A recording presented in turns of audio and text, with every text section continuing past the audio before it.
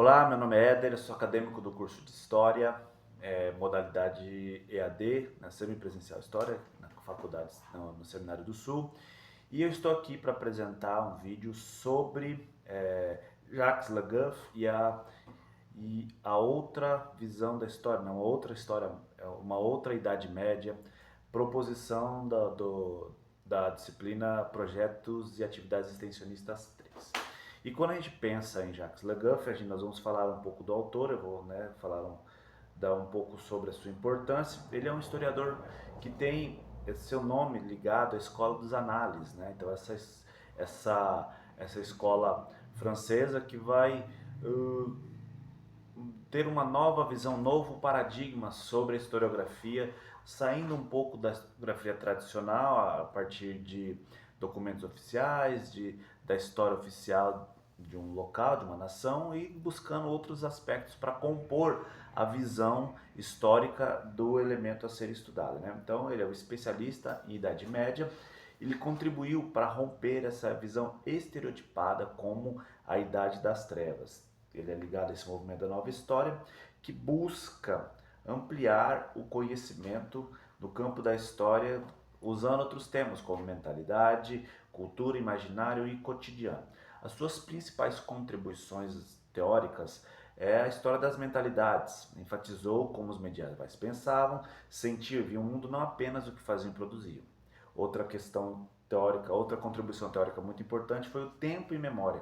Ele discutiu o tempo, como o tempo era vivido e concebido na Idade Média, diferente de uma história cronológica, né? Então era uma história influenciada por fatores sociais, religiosos e, e continha, né, nessa visão de tempo coisas mais contemplativas, diferentes de uma história cronológica, como a gente pode pensar. E a desconstrução da linearidade histórica. Ele criticou esse modelo de progresso contínuo, propondo uma abordagem mais complexa e diversa da história. Isso é interessante também, a valorização de fontes não oficiais, agiografias, iconografia, mitos, literatura, como documentos legítimos e importantes para o entendimento do trabalho de um historiador, né? Ai, meu Deus, o bagulho saiu aqui, desculpa que saiu do quadro. E aí ele vai ter esse impacto importante porque ele vai propor uma multidisciplinaridade para nós compreendermos o pensar historiográfico. E aí, nesse pensar historiográfico, nós temos que levar em consideração a antropologia, a sociologia, aspectos sociais e psicologia e buscar tirar um pouco também dessa visão eurocêntrica e elitista sobre essa abordagem da história fora de uma abordagem tradicional, focando em grupos sociais excluídos e fora de uma narrativa tradicional. Então, ter essa visão interdisciplinar e crítica da história. Então, quando a gente pensa para uma outra Idade Média, no capítulo 1, nós vamos falar sobre trabalho, cultura e tempo no Ocidente. E é interessante ele pensar, e o texto começa dizendo isso, no capítulo 1, ele fala assim: a Idade Média foi inventada duas vezes, uma pela Renascença e outra pelo Iluminismo. Então, o autor começa criticando essa visão estereotipada, né? Visões tradicionais, tanto dos renascentistas como dos iluministas, definindo a história, a Idade das Trevas como a Idade Média como a Idade das Trevas. Essa obra, né, que ele lança em 1977, vai propor essa nova visão, tirando essa visão mais tradicional sobre a Idade das Trevas, essa época, né, de guerras, somente guerras, de praga e peste negra e grande parte da população europeia morrendo. Isso tudo faz parte da história, mas ele propõe uma visão além disso, né? E ele vai falar sobre o tempo, o tempo medieval, né? O tempo medieval não é o tempo do relógio, mas é o tempo da igreja, da natureza, da salvação. Ele mostra como os medievais não viviam segundo uma ideia abstrata e uniforme de tempo, proposta já na Idade Moderna. Mas havia uma liturgia, havia o tempo agrícola, o tempo da eternidade, essa pluralidade moldava o ritmo para o ritmo e o modo de pensar. Então é uma visão muito ligada à igreja, às festas religiosas, né, coisas culturais, elementos culturais que faziam parte, né. A introdução do relógio mecânico marca a ruptura entre o tempo vivido e o tempo medido. Aqui já antecipa a transição para a modernidade, mostrando que a mecanização do tempo começa no final da Idade Média, transformando de maneira bruta, né, transformando de uma maneira muito grande a vida do cotidiano, preparando o terreno para aquilo que aconteceria já na Idade Moderna, de fenômenos como o capitalismo e o individualismo moderno. Ele vai atrelar muito a essa transformação que é essa ideia da cronológica do tempo. E quando a gente pensa no trabalho, o trabalho era visto como punição e não como redenção.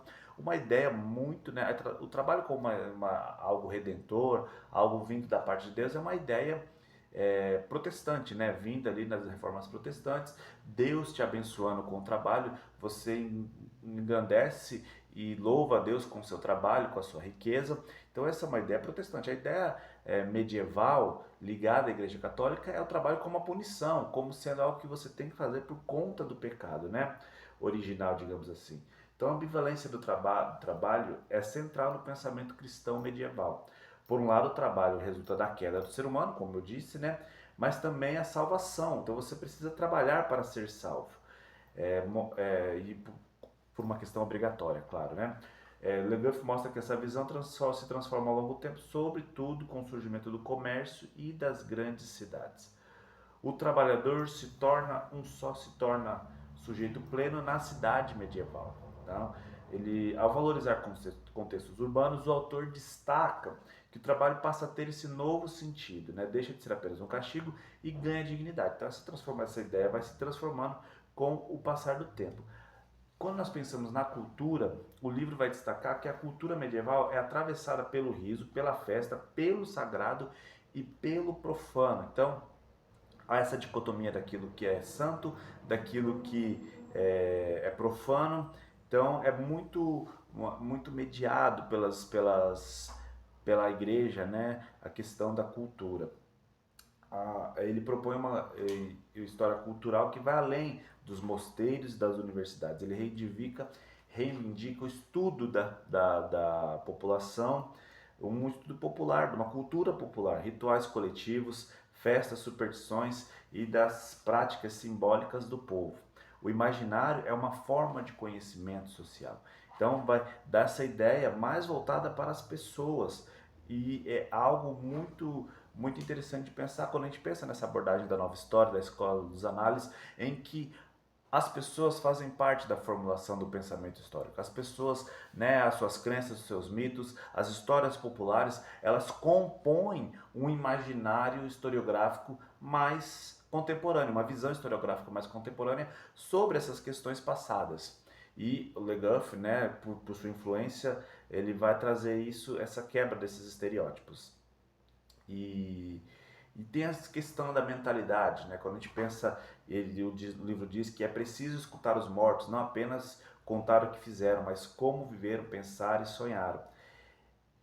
Estudar as mentalidades. Isso significa entender o mundo interior dos indivíduos e dos grupos sociais, suas crenças, suas visões de mundo, afetos. O historiador não deve se limitar apenas aos fatos oficiais, mas deve buscar mergulhar no sentido que os fatos tinham para as pessoas. Então é algo muito interessante de nós termos na nossa abordagem como historiadores. Então Le Goff propõe uma ruptura, né, de uma historiografia que despreza a história medieval, né, a história média, da Idade Média. Ele rompe com essa historiografia do senso comum até então tradicional, dizendo da Idade Média como essa Idade das Trevas. Ele valoriza a cultura como um campo amplo, inclui o simbolismo popular e sensível, afirma a importância do tempo como categoria histórica de trabalho, como uma construção social, e propõe uma outra Idade Média, múltipla, criativa, com diferentes camadas do tempo cultural e da experiência.